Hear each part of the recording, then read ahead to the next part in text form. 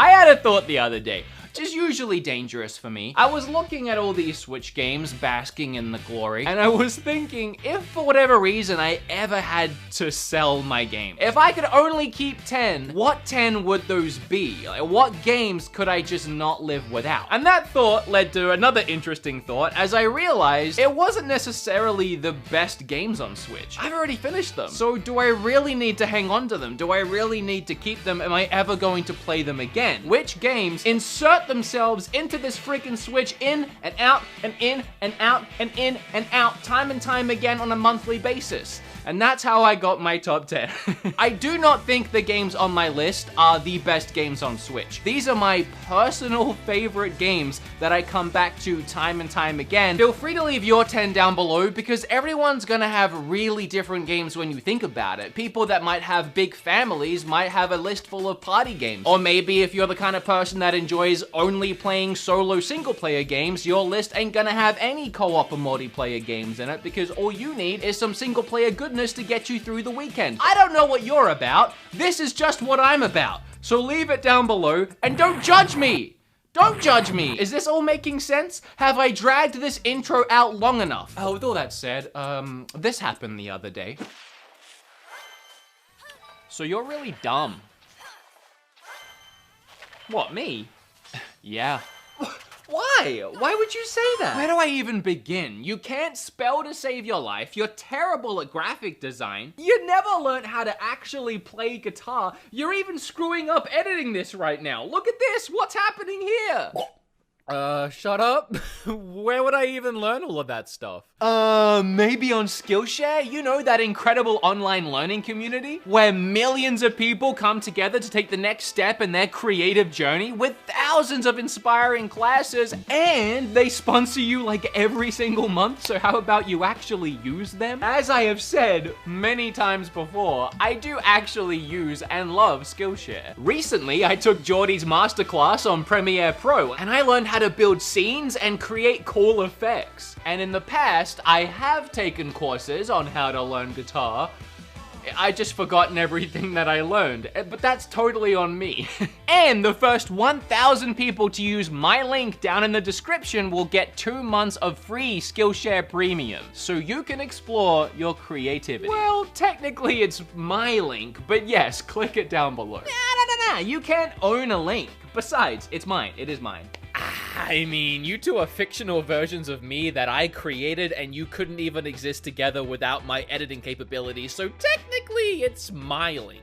Oh, I hate that guy. Oh yeah, he's ugly.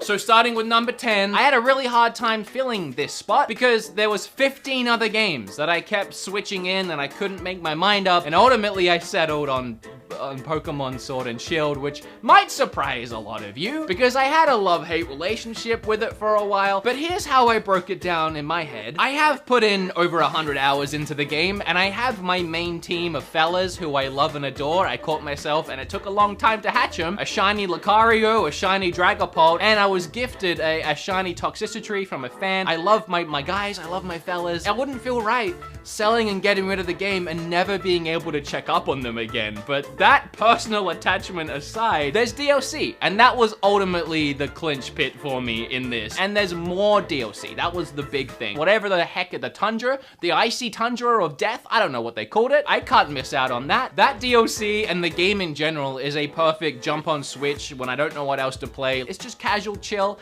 perfect game to play while streaming or up in bed at night. I don't know, don't judge me. That's just what I picked for those reasons. Let's keep going. I think the next one is really going to be the one that surprises a lot of you because it's a game I don't believe I have ever mentioned on my channel. And it's Jackbox.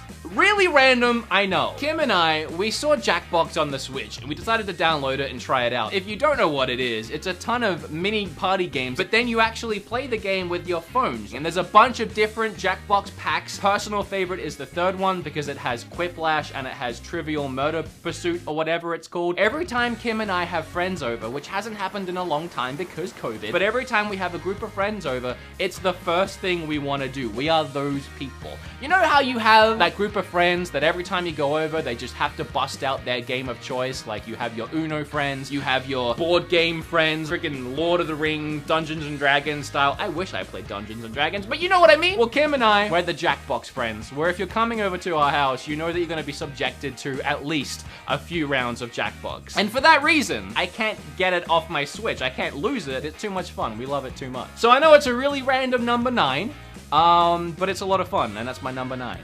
I don't know how much number 8 is gonna surprise you. Another game I've only talked about a couple of times on my channel. It's Minecraft.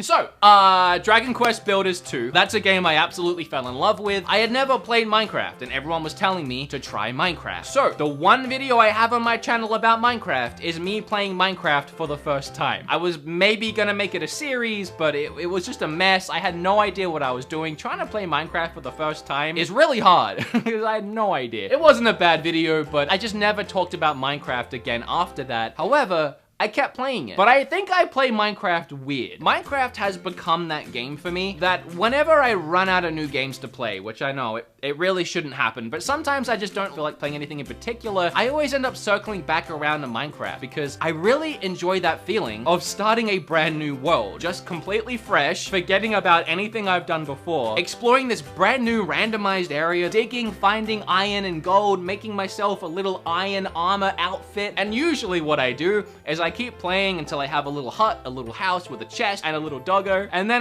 I find some diamond, and that's when I stop. I know there's so much more you can do, but I'll stop playing, I'll start playing other actual games, but then like a month later, I'll come back and I'll start a brand new world and do it all over again. It's therapeutic, it's really relaxing. It's also because I don't talk about that game. Very often when I'm playing games, I'm playing them to talk about or review, I'm trying to rush through them, but Minecraft, I just sit there and I peacefully mine away at some diamond and then delete the world and start a new one. And I love it. I don't think I'd ever want to lose that. It's just, I don't know.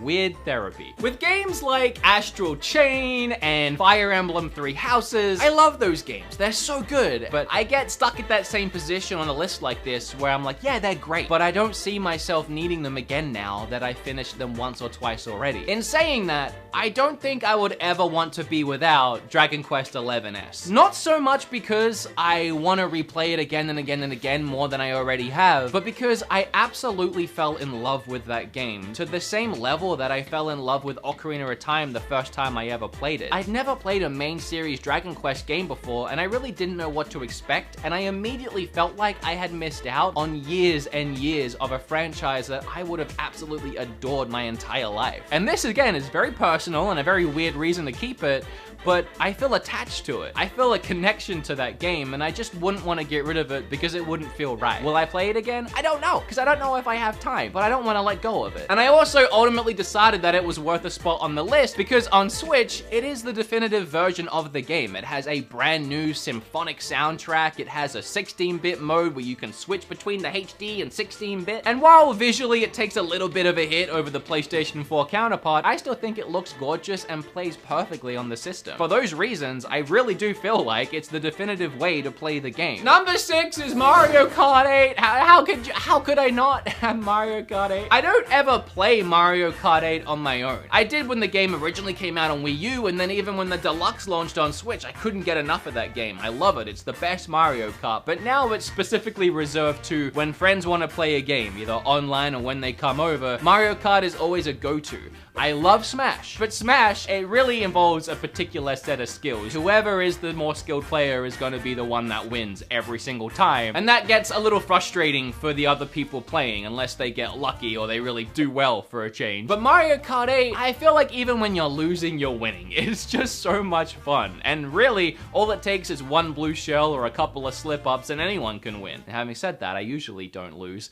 But that's why I love the game. You can't have a Switch and not have Mario Kart 8. It's a no-brainer. Speaking of Smash Bros, the next one is Smash Bros. I know what I just said, but I love this game so much more than Mario Kart. I adore Smash Brothers. I always have. I really do have a special connection with this game. I still remember going to Blockbuster, finding Smash on the shelf, and just being in complete awe of the idea that Link, who I had just discovered in Ocarina of Time, was in this fighter. I didn't really know who Samus was. I knew who Pikachu was, I knew who who Kirby was. I didn't really know who Fox was, to be honest. And playing that game made me want to go out and find who all these characters were. So when Metroid released on GameCube, I picked it up right away, and then I fell in love with that series because of my love of Smash. That's a little bit of a retro throwback to why I love Smash so much, but the newest one is by far the best one. I feel like I'm pretty good at it, even though I don't do so well online. I do like to try sometimes, every now and then. But if there was another reason to hold on to this game, we're still not done with the characters. There's no way I can get rid of this game while there's still, what, 5 more DLC characters to come out? I want to know who those are. And I've actually really been loving the ones that we have. Byleth, I know a lot of y'all weren't happy about that, but he's in my top 3 mains. He's awesome. Hero, what a perfect timing to get Hero in Smash for me after falling in love with Dragon Quest XI-S. I really love Hero as well. So yeah, not getting rid of Smash. There's no way that would ever happen, even after the DLC characters, but especially before. Oh, all this talk about Dragon Quest, and y'all knew it was coming.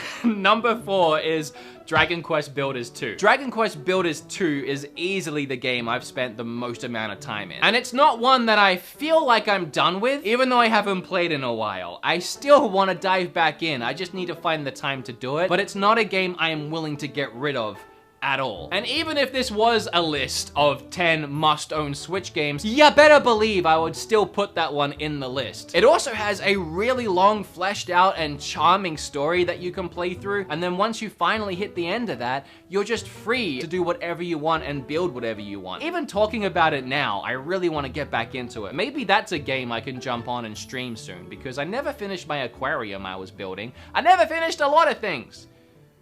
That's why I can't get rid of it. Okay, all right, okay. These are so obvious. These are so obvious. Number 3 is Mario Odyssey. It is arguably the best game on Switch. Mario Odyssey is by far the best 3D platformer I've ever played. It's innovative, charming, and just fun. Every single element of this game is fun. Also, I'm not getting rid of my favorite 3D platformer ever. Come on. Number 2 is Animal Crossing. Animal Crossing stole my friggin' heart, man. I didn't think I would like it. I honestly wasn't sure. But not only did I end up liking the game, I ended up loving the game, adoring the game, and finding it so cute and adorable. My villagers, man, I love them. I got rid of the one I didn't like, and we all saw that. Yes! I got brought back in because of the new diving event, which I'm having so much fun with, and it adds a whole nother level and depth.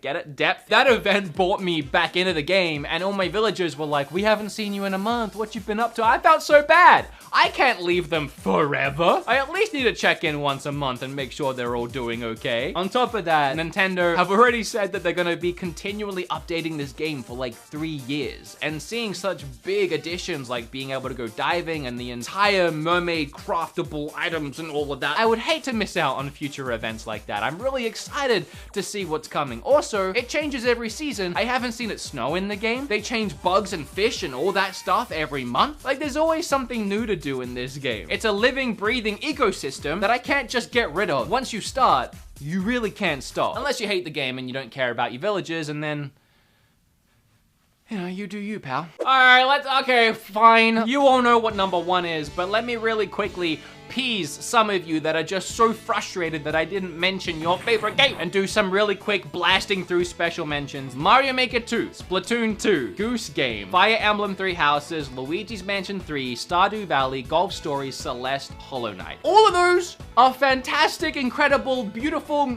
games. If you have a Switch and you're looking for things to buy, pick one of these and you'll have a great time. The reason why they didn't make my list is, again, get in my freaking head, guys. Get in my mind space. Games that I can't live without moving forward. Games like Luigi's Mansion 3 and Fire Emblem. Oh, what great games, right? But I'm probably never, honestly, going to play them again. I had my time with them. I'm moving on with my life. Same with Golf Story, same with Hollow Knight. But those are my special mentions. They're all great games, all fantastic games.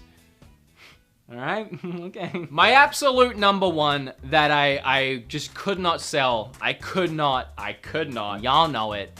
Breath of the Wild. I love this game way too much to get rid of it, 1. 2, it has so much replay value. People are still finding cool little tips and tricks and things you can do in the game that no one knew until now. I am really enjoying playing through the game again with you guys on my channel, even though we have to hit 20,000 likes to get part 5. But the last one still hasn't hit 20,000 likes. It sat on like 19,900 still after months. And I am a man of my word. I'm not giving in, okay? I said 20, it's 20. You want another part? You gotta hit like on the videos. Hit like on this video while you're here as well. I hope you had a good time watching it. I hope it was entertaining and engaging. I feel like it's turned out okay. But I'm so out of ideas right now. Games aren't really coming out right now. I reviewed the ones that I wanted to review. I'm just kind of sat twiddling my thumbs, wondering what I should make next. So if you have any video ideas, whether it's a video I've done in the past, you want to see me make a new version or a new episode of, or you just have a new idea for me, please leave them below, because I'm just in a creative slump right now. But anyway, leave your list down below. I hope you understood my list. I love you all. I used to hair flip on that subscribe button. Now, I just kiss. I'm never doing it again. Bye.